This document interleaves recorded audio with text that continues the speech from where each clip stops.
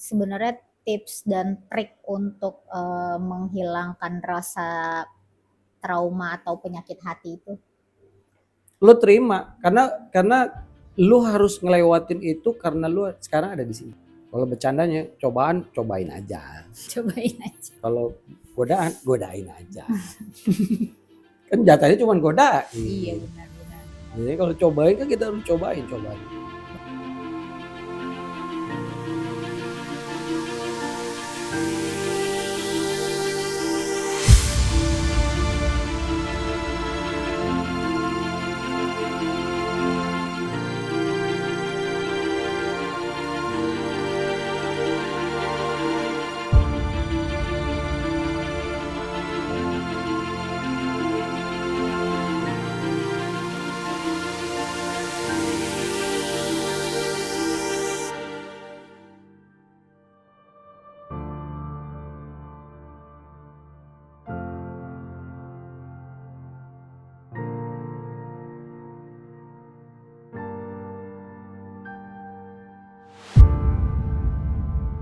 Bismillahirrahmanirrahim. Assalamualaikum warahmatullahi wabarakatuh.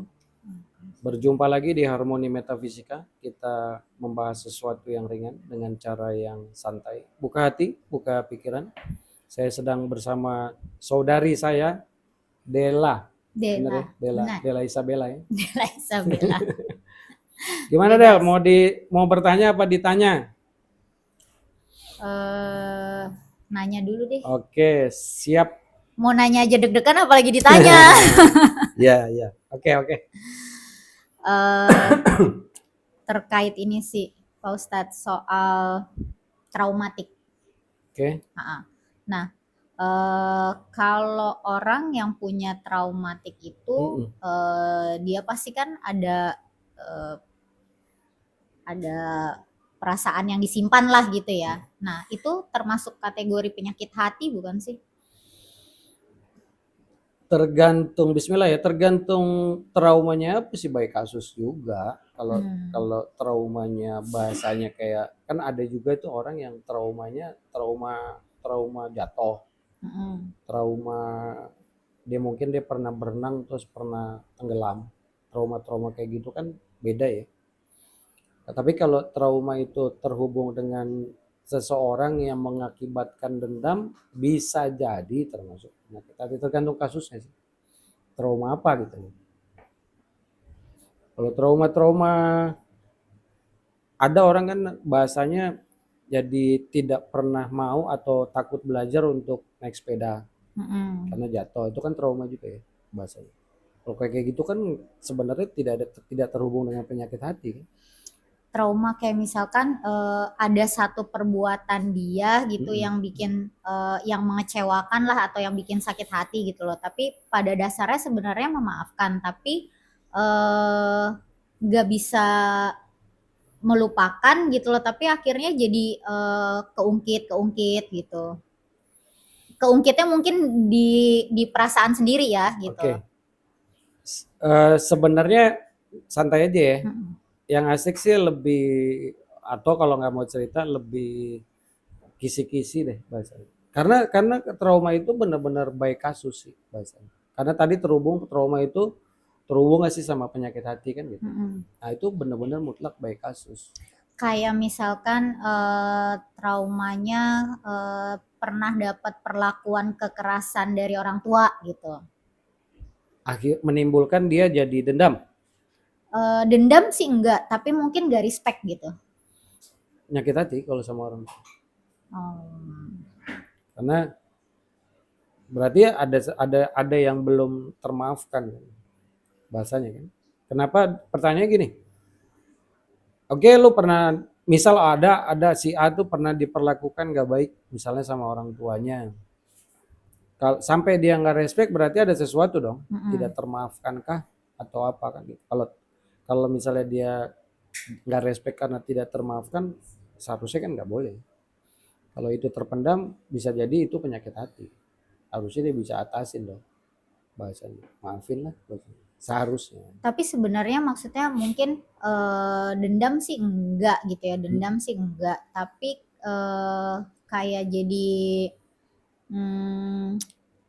males, bukan males berhubungan juga ya, tapi males berkomunikasi, males berinteraksi gitu-gitu.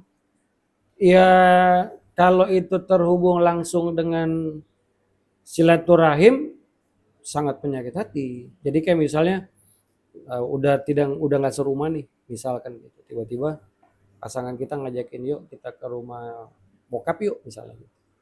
Males ah. Nah, itu kan terhubung langsung dengan silaturahim kan gitu. Nah kalau itu bisa jadi penyakit.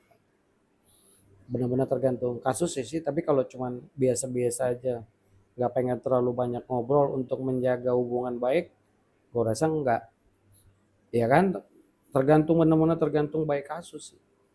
Tergantung kasusnya apa, nggak bisa langsung, oh iya penyakit hati nih, bentu juga. Gitu. Tapi itu bukan pengalaman pribadi ya, kayaknya sih bukan. Enggak.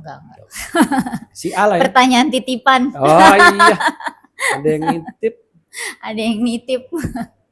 Sama masih berhubungan soal ada hubungannya sama orang tua juga sih Pak Ustadz. Misalkan gini, jadi dia ini ada seorang anak gitu, misalkan dia diadopsi lah ya sama orang tuanya gitu, sama orang tua angkatnya gitu.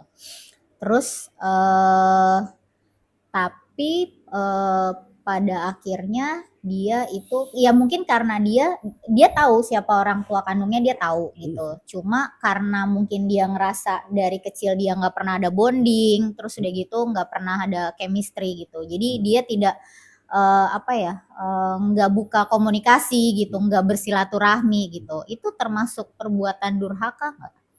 Bisa iya, karena dia tahu orang tuanya. Karena walaupun dia diangkat, diadopsi dari kecil, kan bintinya nggak ke dia, bintinya tetap ke orang tua aslinya. Dan ketika dia tahu asli bintinya itu bapaknya siapa, itu wajib hukumnya untuk bersilaturahim. Nah, terus kalau misalkan dia sedikit bukan ngelawan juga ya, kayak mendebat lah atau ini dengan orang tua angkatnya itu termasuk ada durhaka juga nggak? Orang tua angkat sebenarnya di Islam itu nggak ada istilah orang tua angkat, gitu bahasanya. Karena Rasulullah SAW dulu pernah ngangkat anak namanya Zaid. Itu turun ayat tidak ada yang namanya orang tua anak angkat, orang tua angkat ada. Yang ada orang tua asli kan. Jadi itu juga tergantung perdebatannya soal apa. Contoh, kalau perdebatannya si orang tua angkat ini, kita sebut orang tua angkat ini misalnya melarang untuk silaturahim, nggak debat ya nggak apa-apa, karena kan tidak ada ketaatan dalam kemaksiatan kan, tidak ada ketaatan dalam kemungkaran kan. Ketika dia bilang, oh lu nggak boleh ke sana, lu kan dari kecil sama gue nih, ya nggak bisa, itu namanya nyuruh kita berbuat mungkar kan. Sementara kita tahu dia adalah orang tua kita, boleh didebat dengan cara yang paling baik bahasanya kan. Karena orang tua yang nggak bisa hilang sampai kapan. Ya kadang kan ya namanya anak sama orang tua ada selisih paham gitu kan, berdebat terus udah gitu seperti yang Pak Ustadz bilang kan anak sama orang tua kan ngomong aja nggak boleh gitu. Boleh. Orang tua kandung ya. Kalau sama orang tua angkat? Itu kan kalau ayat itu untuk orang tua kandung. Kalau orang tua angkat yang tadi dibilang itu kan hitungannya ke kebaikan, silaturahmi bukan silaturahim. Kalau silaturahim kan terhubung darah. Kita mau terpisah jauh juga kalau lagi top sekarang tes DNA juga nyambung ke bapaknya, tetap kan bahasa gitu. Jadi kalau untuk orang tua angkat, ketidaktahuan ilmu saya bahasanya itu nggak ada istilah durhaka, atau mungkin masuknya ke perlakuan tidak baik aja kan bahasanya. Tapi artinya tidak terhitung sebagai dosa durhaka seorang anak gitu. Karena kan posisinya kita punya orang tua asli kan. Justru yang dijaga kan ketika silaturahim itu orang tua asli. Orang tua yang melahirkan. Orang tua yang di dalam di si bapak sama ibu itu di dalamnya ada kombinasi darah yang jadi kita. Nah, kalau si orang tua angkat kan sebenarnya tidak terhubung darah sama sekali. Kecuali yang angkat anak itu masih terhubung darah sama si orang tua kita nih. Oh iya masih, kalau misalkan misalkan orang tua angkatnya ini adalah kakak dari orang tua kandungnya gitu Iya, itu kan misalkan. jatuhnya jadi om, tante. Mm-mm. Iya, itu silaturahim Mas. Tapi tetap aja tidak disebut kedurakan karena kedurakan itu mutlak hanya kepada orang tua. Orang tua ya. Kandung. Nah, tapi kalau om sama tante ya mahram kita lah bahasanya kan gitu. Harus diperlakukan dengan sangat baik bahasanya. Kalau mau ngedebat atau apa juga harus dengan cara yang paling baik bahasanya. Jangankan nama om sama tante lah, sama orang yang usianya di atas kita aja kan ngajarin akhlak kan bahasa. Itu nanti tuh kajian malam Jumat tuh terhubung sama akhlak juga. Adab perilaku dipekerti ya. Bahasa. Pelajaran zaman SD itu yang kita lupa kan. SD ya. Oke. Gitu. Nggak apa-apa nanya terus aja, cecer aja pertanyaan gitu. Kan gue bingung. Nah kalau ada nggak sih Pak Ustadz sebenarnya tips dan trik untuk menghilangkan rasa trauma atau penyakit hati itu? Cara yang paling baik. Cara yang paling baik. Yang pertama sih yang gua bilang itu pertama banget minta kan, minta sama Allah untuk dihilangkan. Karena yang membolak-balikan hati kan Allah ya. Minta. Kedua kita berusaha memaafkan, menerima. Karena lu kalau yang gua bikin rumus itu lu nggak akan bisa ikhlas kecuali lu nerima dulu. Lu nggak akan bisa memaafkan kecuali lu nerima dulu. Ya kan? Lu nerima nggak? Dia kenapa-napa, akhirnya lu baru bisa memaafkan. Biasanya kan gitu. Jauh lebih hebat, maafin aja sih, nggak usah dipikirin bahasanya. Tapi kan setan harus selalu ada tuh di pikiran sama hati kita, harus bahasanya. Karena setan apalagi dia masuknya ke rahim ya, silaturahim ya, karena bersaudara di bokap nyokap. Ya setan senang banget tuh ngerusak silaturahim. Maafin aja, nggak usah dipikirin bahasanya. Lagian udah lewat bahasanya. Karena bahasa saya gini sih, ada orang yang nanya, gimana cara nanggepin masa lalu yang gak enak? Kan sesimpel itu. Lu terima karena lu harus ngelewatin itu karena lu sekarang ada di sini. Iya. Ya dong, kan segampang itu sebenarnya. Ini bukan ceritanya bukan Dela ya. Cuman perumpamaan seandainya itu Dela. Gua ngomong gini tinggal, lu nggak akan ada di sini kalau nggak ngelewatin masa itu kan. Iya. Nah, jadi ketika kita paham hakikat itu, makanya masa lalu itu jadi selalu baik. Bahasanya kan tidak ada masalahnya apa. Loh, saya ada di sini karena ngelewatin masa itu. Anggap aja perjalanan hidup. Nah, lakon. Lakon. Yang harus dilewatin yang pada akhirnya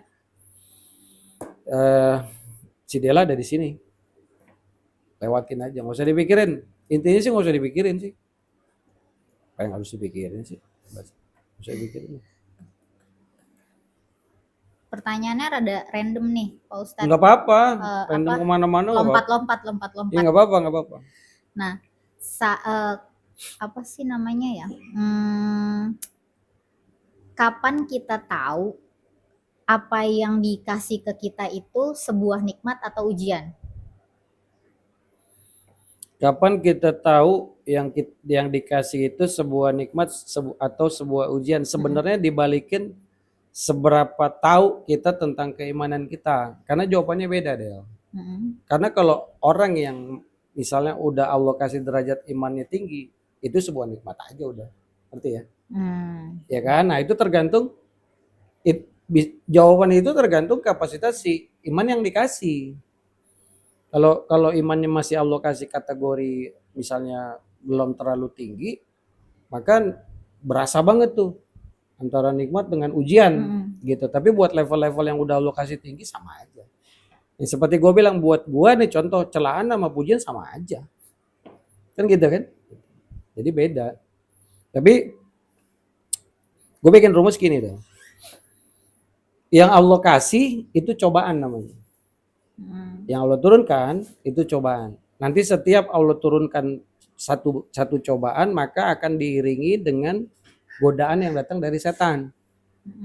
Nah, itu sekali datang cobaan, iringan godaannya banyak, ratusan. Nah, fokus dengan cobaannya. Karena yang datangnya dari Allah itu cobaan, ujian.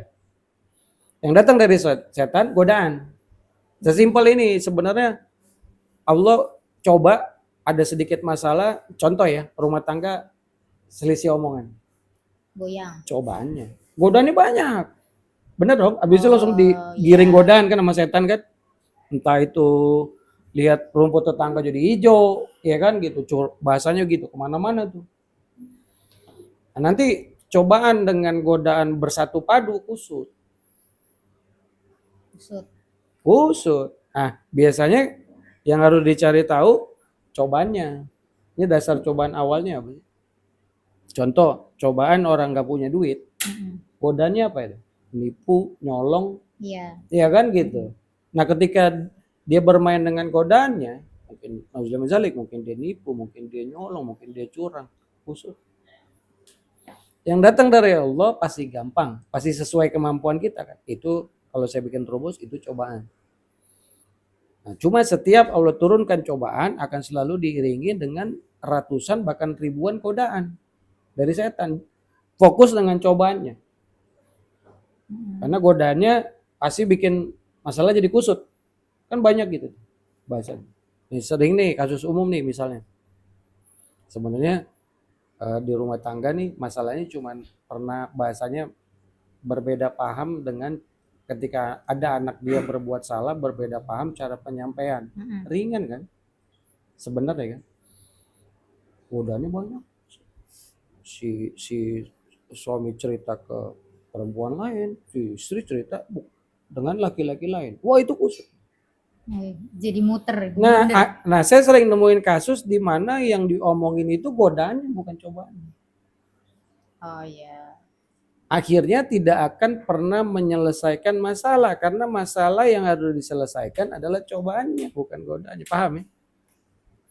Jadi kalau Allah kasih cobaan, cobanya aja fokus. Kalau bercandanya cobaan, cobain aja. Cobain aja. Kalau godaan, godain aja. Kan jatahnya cuma godain. Iya benar. Jadi kalau cobain kan kita harus cobain cobaannya. Bahasa. Gitu bahasanya. Jadi teliti aja. Ini yang lagi dicoba apa sih? Insya Allah pasti sesuai dengan kapasitas kemampuan. Yang kadang-kadang orang yang ngerasa kayaknya keberatan deh.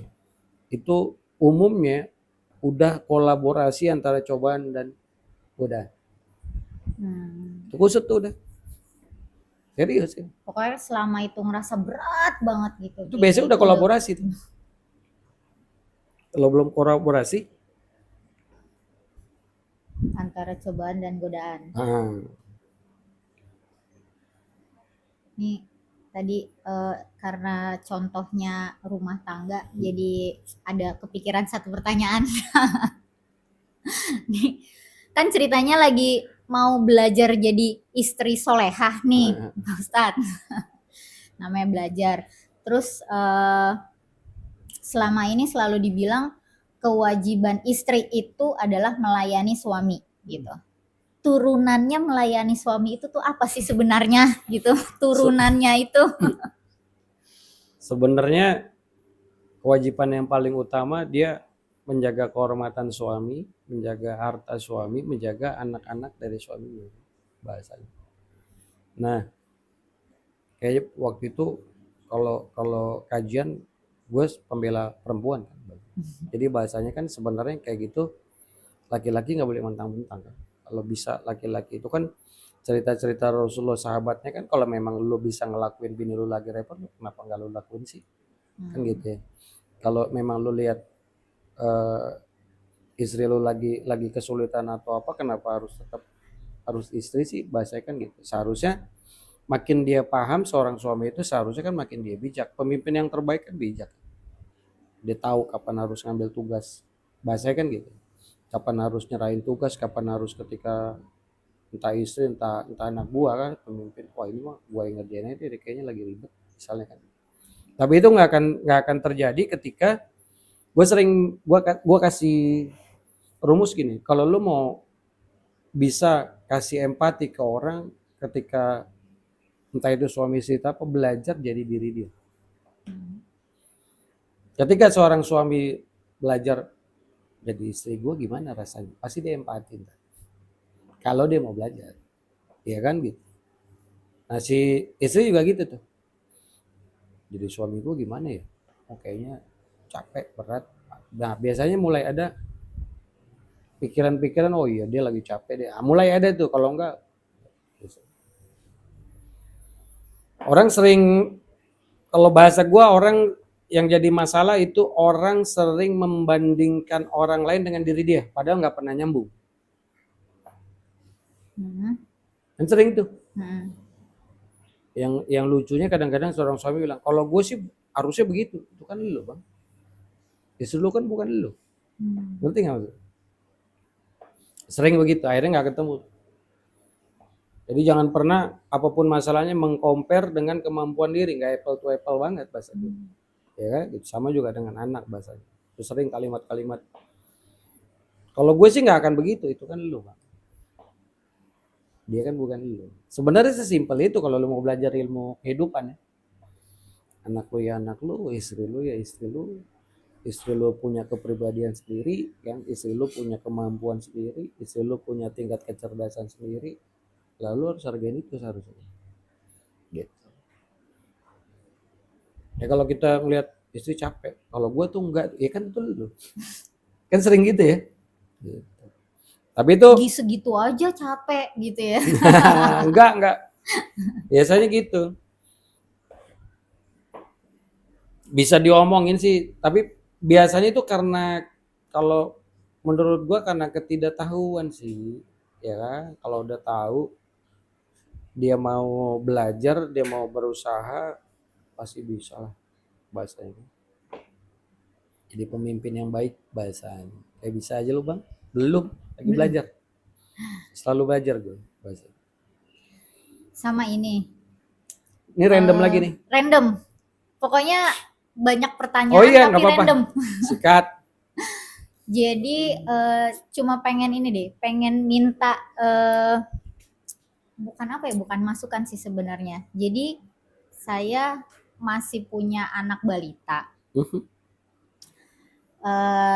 Dia suka nanya, kita kan suka ngasih pembelajaran tentang agama, ilmu agama gitu ya. Terus udah gitu dia tahu Tuhannya dia itu Allah gitu. Tapi dia tuh selalu nanya, emang Allah itu ada di mana gitu. Sampai detik ini saya nggak punya kata-kata yang bagus untuk bisa menjelaskan itu ke dia gitu, karena dia masih umur 3 tahun juga gitu, mau dikasih bahasa ketinggian dia nggak ngerti, dipakai bahasa yang simple juga cara nyampeinnya yang nggak ngerti gitu. Nah kalau menurut Bang Romi sendiri, jawabannya tuh harus kayak gimana sih gitu? Iya, biasanya umumnya tuh dia akan jawab aja di atas langit, di atas apa. Itu jawaban paling simpel bahasanya ya gitu, nggak usah yang rumit-rumit, nanti kan berkembang sendiri kan. Mulai nanya atas mana, atas langit, jalan waktu nanya langit mana kan gitu kan. Nanti kadang dia suka, pernah sih di Allah itu ada di atas mana, pokoknya jauh deh di atas gitu. Di atas langit. Ntar dia kalau keluar mana nggak ada gitu, adanya bulan gitu. Mana nggak ada gitu. Saking tingginya makanya tidak terlihat kan gitu kan. Itu kan bahasanya ya, itu nanti dengan santai kita bilang mata kita kan punya jangkauan. Ya kan? Misal gini deh. Ada tembok nih, disuruh di sini, si ibunya balik. Ada lihat ibu nggak? Enggak, karena terhalang tembok. Nah, mata kita punya batas bahasanya kan gitu. Mungkin pas ada lihat lagi kehalang awan, pas ada lihat kan gitu kan. Dengan bahasa-bahasa ringan anak-anak aja sih. Kalau kayak gitu ngarahnya nggak usah karena Allah itu istiwa ars, di atas ars gitu, keberatan. Oh yang udah berilmu aja nggak paham. Sama gimana cara ngejelasin ke dia tuh apa sih itu Islam, apa sih Muslim gitu? Ya Kalau 3 tahun tuh sih lebih lebih ke PAUD ya, Mm-mm. bermain game gitu kan, lebih ke ringan. Terserah, biasanya tiap keluarga akan berbeda cara kan. Soalnya kemarin tuh kejadian, jadi sempat dia tuh entah kenapa random minta beliin mau piara anjing, mau pelihara anjing gitu kan. Ngotot banget. Terus udah gitu eh ya entah kenapa yang ada di otak tuh cuma ngejelasinnya nggak boleh nak, kita nggak boleh pelihara anjing, kita orang muslim nggak boleh pelihara anjing gitu. Kenapa emang muslim itu apa kata dia gitu kan. Terus iya nanti kalau pelihara anjing kita nggak boleh sholat. Ya udah Bina nggak mau sholat, Bina mau puasa aja kata dia gitu, nggak usah sholat yang penting pelihara anjing kata dia gitu. Bingung ngejelasinnya Iya, iya, iya. gimana, nggak ngerti. Kenapa saat itu bahasanya ya mungkin dialihkan dengan peliharaan lain, tapi lebih mengarah ke peliharaan itu sendiri, misalkan gitu. Kenapa nggak kucing? Misalkan gitu. Jangan anjing deh, kenapa nggak kucing? Terus dialog antara anjing dan kucing. Ya nggak mau kasih opsi lagi, kenapa nggak kelinci? Misal gitu. Nah, itu kan lebih ringan dibanding kita masuk langsung ke agama kan, karena ketidakpahaman dia kan. Atau pelihara ayam, pelihara ayam. Misalnya gitu kan. Jangan anjing, kenapa? Dengan bahasa gampang, anjing itu kalau misalnya kita nggak kasih makan telat, misalnya gitu, tuh suka ngegigit. Dengan bahasa, itu kan faktanya memang begitu kan gitu. Jadi tidak langsung mengarahkan ke sesuatu yang berat, tapi compare apa kita perbandingkan dengan apa yang dia minta. Ya kan gitu bahasanya. Jadi ketika saya mau melihara anjing, bagusan kucing. Kenapa nggak jadi pilihan itu karena kalau udah digituin dan dia memang setuju itu bakalan Iya. terus dicecer, mana Ya kucingnya, iya nggak mana apa-apa. kelincinya gitu Tapi ntar bahasanya itu jauh lebih ringan dia terima kan. Ya. iya sih. Nah ketika ketika kucing ya, tapi belum bisa janji untuk waktu dekat ya misalnya kan. Tapi ada edukasi bahasanya. Ya kan orang tua tuh kan sering ya bahasanya. Nanti bulan depan kau beliin sesuatu, contoh. Nah sebelum waktu jatuh temponya cancel atau bilang kayaknya belum bisa nepatin deh, mungkin ketunda ya bulan depan. Itu ngasih komunikasi, ngasih pelajaran ke anak.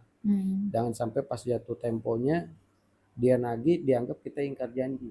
Itu sesuatu yang nggak baik di otak dia. Jadi kalau gimana kalau nggak, kalau kucing jangan anjing, oke, tapi nggak dalam waktu dekat ya, ya kan misalnya bulan depan nih, bulan bulan depan berapa hari lagi dihitungnya kira-kira ya kan gitu ya.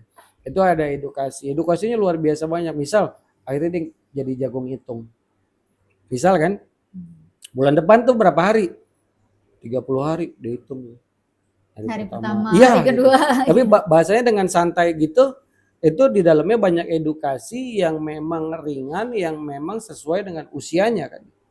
Gak langsung, makanya kan itu ada tuh bahasanya. Kemarin gua ngebahas yang kata Allah ilisabili robika bil hikmah, menyampaikan orang ke jalan Allah. Itu kita tahu nih kepada siapa kita bicara kan. Dengan bahasa apa. Kan banyak tuh orang nggak paham. Contoh paling gampang deh. Berapa banyak dari orang tua itu ketika si anak nggak paham compare ke diri padahal jauh kan gitu kan. Kayak misalnya masa gitu aja nggak ngerti, lah dia memang nggak ngerti karena usianya. Nah nyampein orang ke jalan Allah apalagi berhubungan dengan agama, kita harus paham nih bahasa yang paling ringan untuk dia bisa terima.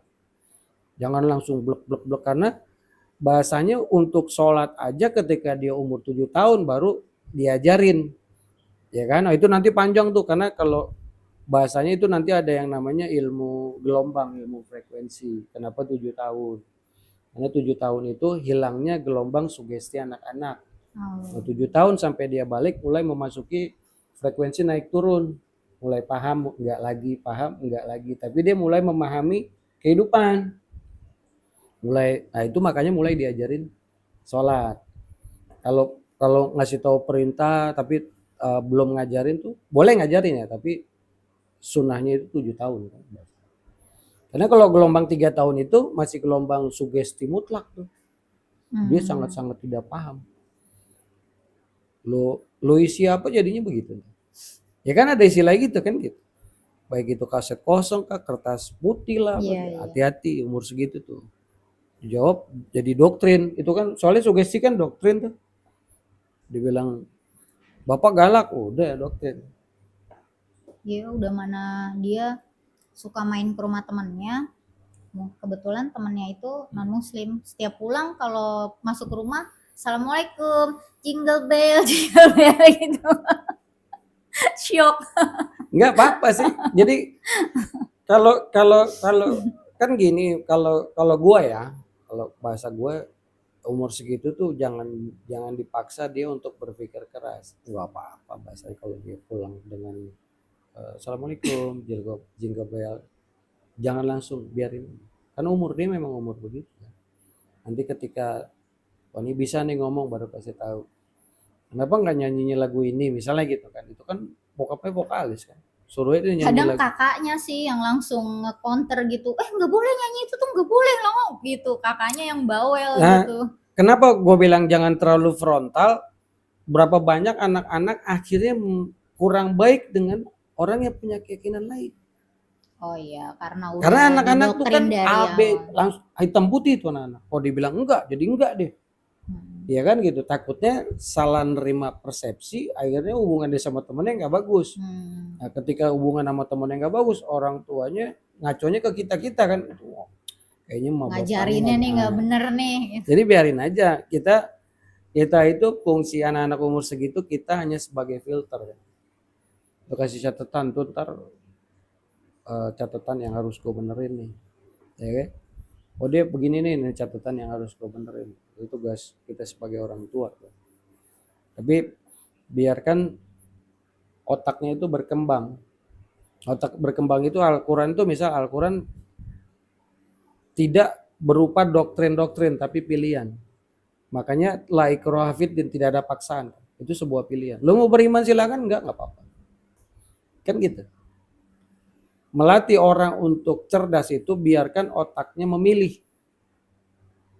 Jadi kan otaknya bekerja tuh. Bahasanya kan kayak misalnya, ini boleh nggak? Boleh sih, tapi lebih baik ini. Misalnya kan. Atau lu baik sih, tapi coba yang itu deh. Kan gitu. Atau coba itu deh. Lu tiga alternatif itu lu coba deh. Maka ketika dia menjatuhkan pilihan, itu otaknya bekerja. Iya.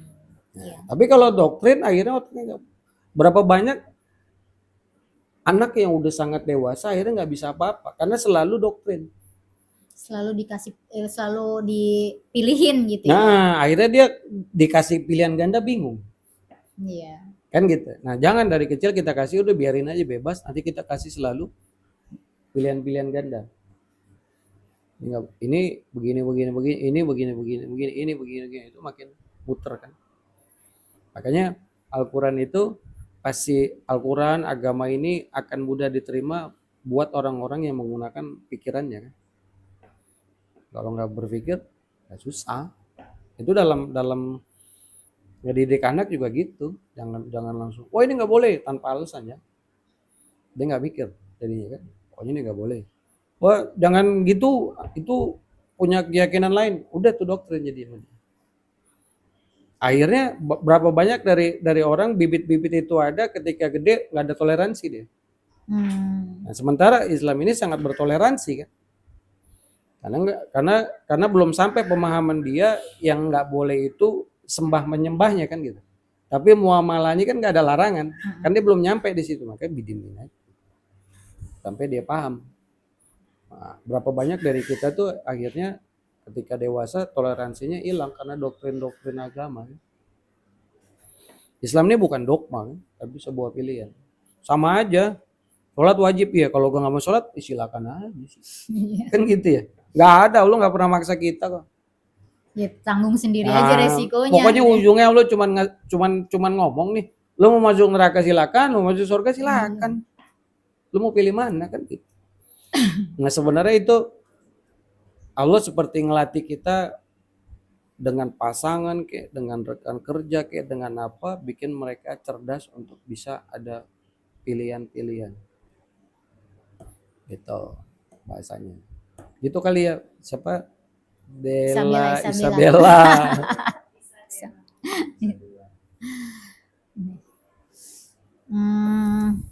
Apa ya, pertanyaannya Bukan Banyak pertanyaan sih sebenarnya, tapi pernyataan. cuma lebih pengen tahu sih, pengen tahu dengan perjalanan hidupnya Pak Ustadz nih, gitu.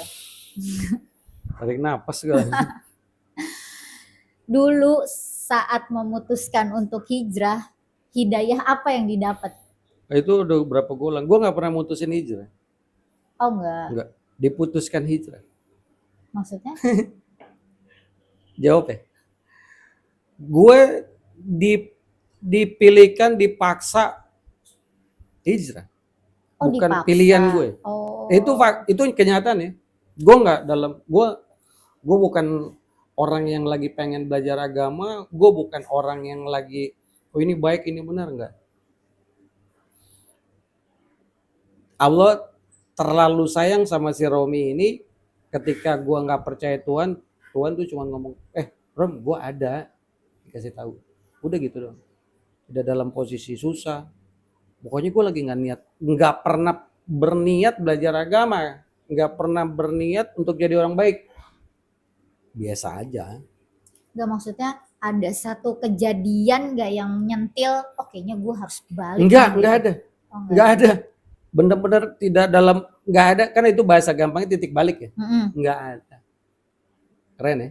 Enggak ada. Tiba-tiba kan gue bilang, gue lagi mabok ganja, kan musisi ya. Musisi. Gue mau tidur, enggak mikir agama nih sama sekali, boro-boro. Hati gue bergetar, perintah hati sholat. Udah, itu awal. Gitu. Enggak ada lagi susah gitu, lagi ketiban musibah, enggak. Jadi bener-bener sebutannya apa ya kalau bahasa gitu ya? Langsung ditarik kali ya. Kalau bahasa awal teman-teman gue lebih ke lu tuh beruntung banget diangkat dari comberan, Rom. Bukan lu dari comberan berusaha naik ya, tapi diangkat. Bukan dalam posisi itu tadi kan. Kayaknya gue hijrah deh, gue udah terlalu gini. Itu bukan mikir namanya. Gue lagi nggak mikir. Nah, dari pengalaman itu, gue orang yang yakin orang bisa berubah. Karena gue nggak niat berubah, dirubah. Gue tuh nggak niat berubah, dirubah. Apalagi yang punya niat berubah kan gitu. Nah dari situ gue langsung yakin dari 0 langsung 100. Karena bahasa gue Allah langsung nunjukin. Langsung berubah. Kalau saya titik baliknya itu justru dari lagu. Wah itu kan itu. Lagunya ini loh, lagunya Nisa Sabian. Jadi entah kenapa. Karena berpikir kan. Lagi di dalam mobil nyetel lagu itu yang liriknya terima sembah sujudku, terimalah tobatku, entah di lirik itu tiba-tiba nangis sesegukan sampai gitu. Ya, padahal nggak mikirin apa-apa gitu, tiba-tiba nangis sesegukan dan entah kenapa dari situ oh ini gue kayaknya harus balik nih. Gitu. Cuma gara-gara lagu itu. Iya, itu kan hidayah itu bisa datang kapan aja. Ada satu kalimat lagi yang luar biasa, hidayah itu bisa datang tanpa harap. Gue salah satu orang yang nggak pernah ngarepin hidayah dikasih. Kan gitu. Itu maksud kalimat hidayah bisa datang tanpa harap, tanpa mengharapkan, tanpa diharapkan, itu bisa datang. Suka-suka Allah aja.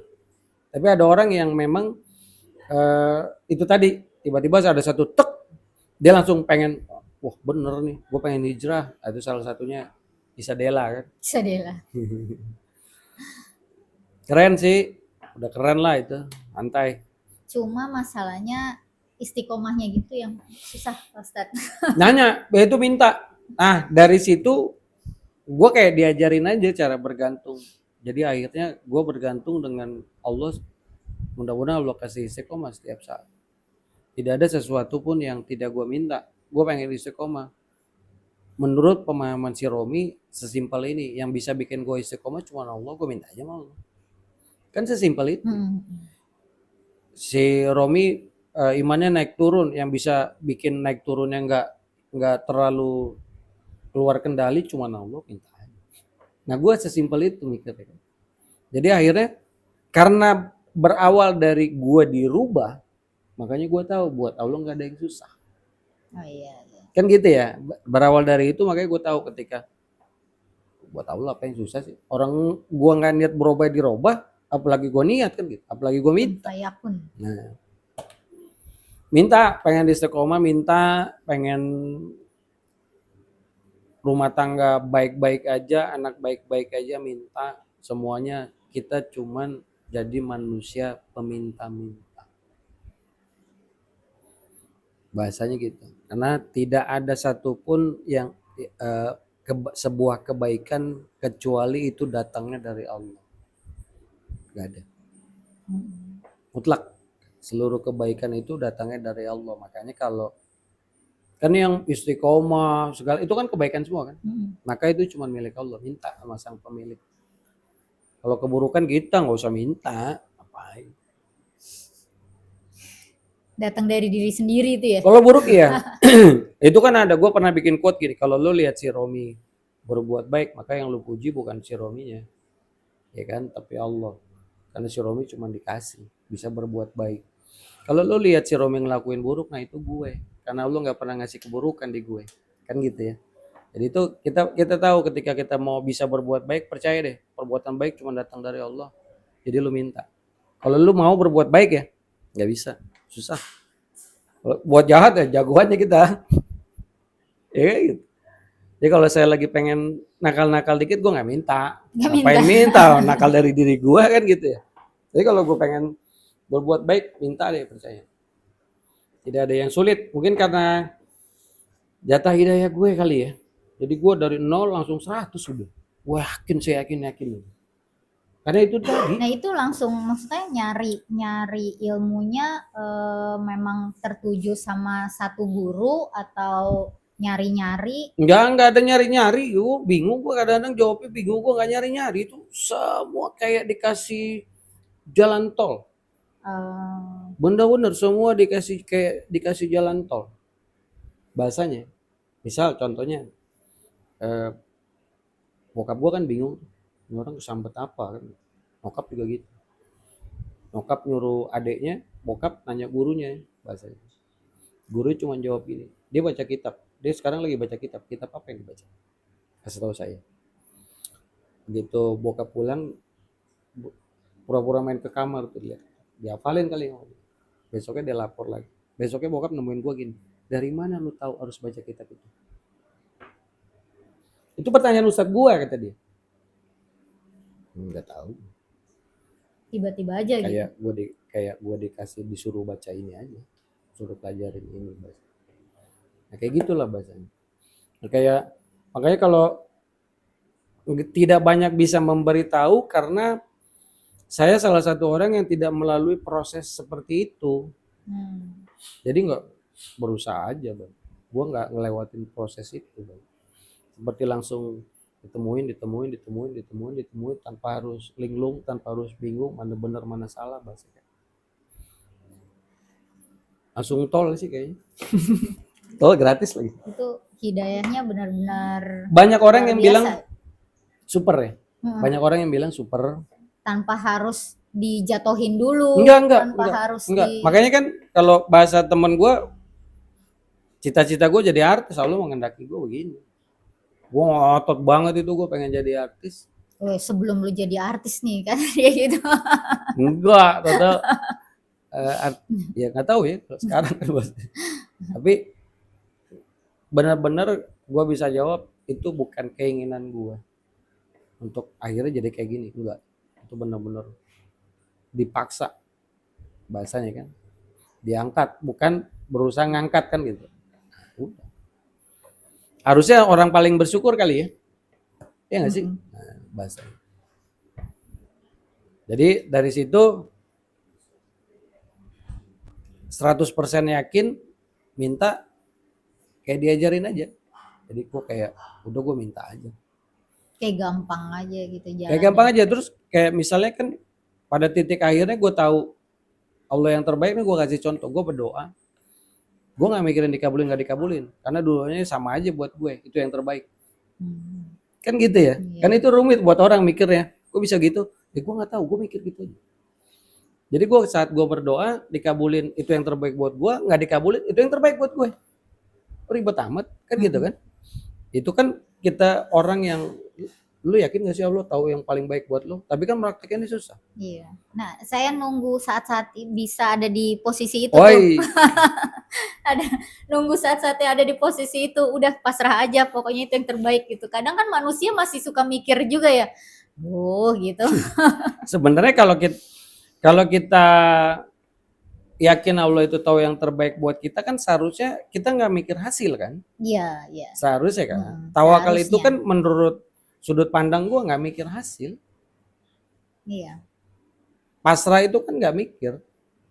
Kalau lu masih mikir hasil, terus tidak sesuai apa yang lu pengenin, lu kecewa, itu mah belum menganggap Allah tahu yang terbaik buat kita.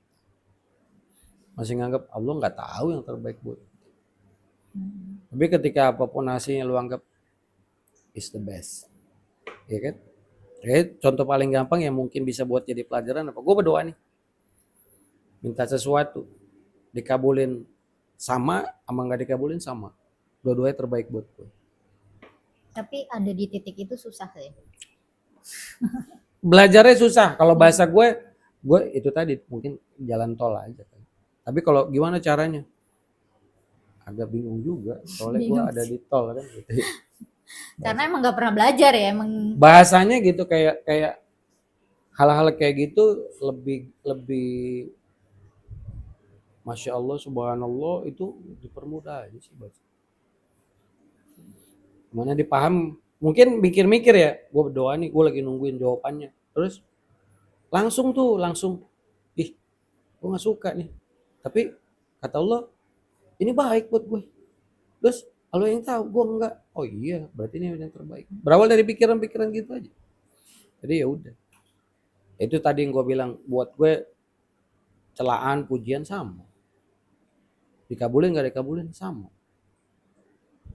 Dikabulin lebih luar biasa gitu, kalau dikabulin juga gue yakin ini yang terbaik. Pasti Allah lagi ngajarin sesuatu nih. Mungkin gue disuruh sabar, mungkin gue disuruh, kan gitu ya.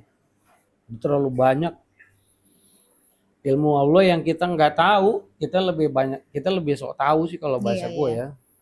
Tahu lu, mendingan gak usah sok tahu. Berasa paling tahu. Iya, jalanin aja sih bahasanya gitu kan. Karena pepatah kan banyak nih. Kalau pepatah-pepatah di Indonesia kita tahu lah. Lu nggak mungkin malam terus. Iya. Pasti lu nanti ketemu siang. Lu nggak mungkin siang terus, pasti lu ketemu malam. Hidup itu cuman akumulasi cobaan, akumulasi masalah. Ketika lu berada di posisi senang, ingat lu pasti akan ada di posisi susah nanti. Tidak ada satu orang pun di dunia ini statis tuh seneng sampai akhir hayat. Atau statis tuh susah sampai akhir hayat. Nggak pernah ada. Ya kan? Pasti. Justru yang ngeri itu ketika lu ada di posisi senang. Karena kans untuk dia habis ini posisi susah lebih besar. Iya. Kalau disuruh milih, mendingan lu ada di posisi susah. Karena nextnya kemungkinan terbesar adalah lo posisinya senang. Kan gitu ya? Gitu. Paham ya? Nah, jadi sama aja. Takutnya lagi senang tuh besok lu. Nanggepin yang lagi viral nih, Pak Ustadz. Apa tuh? Sebenarnya khodam itu apa sih? Ini dia nih. Yang lagi viral nih, cek khodammu. Nggak punya ayam geprek. Cek khodam ya? Iya. Daily ada. Tidak ada. Daily kosong. Khodamnya kosong dompetnya. Siluman Enggak. Gitu. Jadi pertama, khodam itu pembantu yang ngebantu dari jenis jin. Terus berarti ada di belakang dia sesuatu makhluk yang tidak bisa dilihat oleh mata. Tiba-tiba ada orang yang ngaku bisa ngelihat makhluk jin. Sebenarnya makhluk jin itu mutlak tidak pernah bisa dilihat sama orang. Mutlak. Orang-orang yang suka ngecek khodam itu adalah orang-orang yang di dalam badannya ada jin. Kalau dia ngaku bisa lihat jin. Karena jin cuma sebenarnya khodam itu sendiri apa? Jin. Pembantu ya. Kalau yang istilah khodam sebenarnya asisten rumah tangga juga hodam. Iya kan, kan dia ngebantu gitu ya. Iya, iya. Tapi hodam yang disebut yang di medsos-medsos itu jenis jin. Maksudnya ngebantu kita gitu. Dalam Ben- hal baik atau dalam hal buruk? Kesimpulan akhirnya seluruh hodam akan menyesatkan kita. Dalil mutlaknya ada di Hmm. surat jin ayat 6. Ada segolongan uh, orang dari jenis manusia meminta bantuan dari jenis jin. Itu sebenarnya tujuan tetap akan bikin lo sesat. Akhirnya lo tergantung sama makhluk kan. Hmm. Ya kan gitu. Kadang suka ada bahasa-bahasa tuh kalau misalkan ya yang katanya dia orang pinter gitu. Nih orang punya hodam nih titipan dari nenek moyangnya gitu. Dari leluhurnya gitu, ada Enggak. hodamnya gitu. Nah, Itu jangan maksudnya jangan gimana sih? jangan jangan percaya Maung, kalau Arik Maung. kalau saya bilang jangan percaya. Kayak misalnya gini, jin tuh kan ahli dalam tipu daya. Orang yang si A lihat si B ada hodamnya, si C ngelihat si B belum tentu wujudnya beda. Hmm. Berapa banyak dari orang nih, wah di rumah ini ada 4. Terus gue jawab cuman 1. Cuman dia berubah-berubah jadi 4. Hmm. Kok bisa bang? Dia di situ, lu nengok di belakang dia ada, secepat itu dia pindah ke belakang, berubah bentuk, ngerti? Tiba-tiba jadi banyak nih, padahal cuma 1. Dia bisa dengan berubah wujud. Wah di sini ada bentuknya ini, wah di situ ada bentuk, padahal cuma 1. Dia jago tipu daya, bahasa kan. Jadi ada cerita nih, nah ini hikmahnya luar biasa. Pertanyaan gini, ada sosok goib, gua ambil singkat cerita ya, ada sosok goib, dia bilang, bang, jawab pertanyaan gua itu. Ada sosok goib, kisah nyata ini orang ya, yang mau nurunin ilmu kesaktian. Selain sakti, lu bakal rezeki lu lancar, bener-bener lancar. Syaratnya kata dia, pertama, lu nggak boleh ninggalin sholat. Kedua, lu harus baik dengan semua orang. Ya. Ketiga, bahasanya lu nggak boleh. Intinya tuh 5 perkara itu tidak ada yang salah. Boleh nggak bang? Gue bilang jangan. Alasannya bang, lu akan melakukan karena ilmu. Lu akan melakukan karena kekayaan. Percaya nggak? Ketika lu ninggalin sholat, itu cuman karena takut kesaktian lu hilang. Oh iya. Iya kan? Lu nggak berani mabuk, itu cuman karena takut kesaktian lu hilang. Bukan karena Allah. Maka lu masuk kategori orang-orang yang menyekutukan Allah. Oke? Berapa banyak lu orang-orang yang maaf ya, yang punya profesi debus, itu syaratnya agama semua. Dia nggak berani ninggalin sholat, perkaranya takut ilmunya hilang. Lalu sholat takut ilmu hilang apa karena Allah sih? Kan gitu.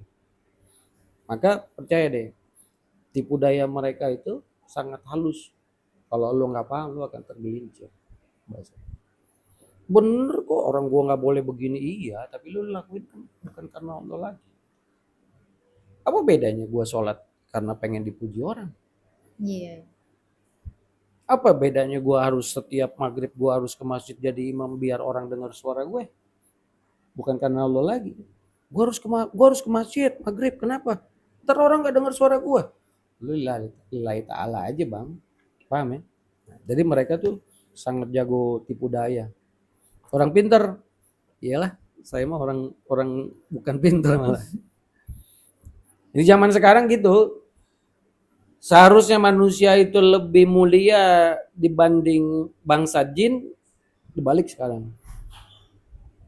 Manusia harusnya jauh lebih sakti, jauh lebih hebat, jauh lebih ditakuti dibanding bangsa jin. Tapi sekarang terbalik. Kita dibuat takut sama mereka. Padahal mereka bisa apa? Mulia manusia. Tapi kalau jin bisa berubah wujud jadi manusia itu benar gak? Iya, ini menyerupai karena bentuk aslinya jin kan pada dasar tidak ada yang pernah tahu. Soalnya saya pernah kejadian nih di rumah, ceritanya di rumah. Terus keluar kamar, Ada Deli. enggak keluar kamar, enggak ini belum nikah waktu itu, masih SMA lah ya. Keluar kamar, depan kamar tuh meja makan. Nah, di meja makan itu papa saya lagi minum ceritanya, lagi nuang air mau minum gitu kan.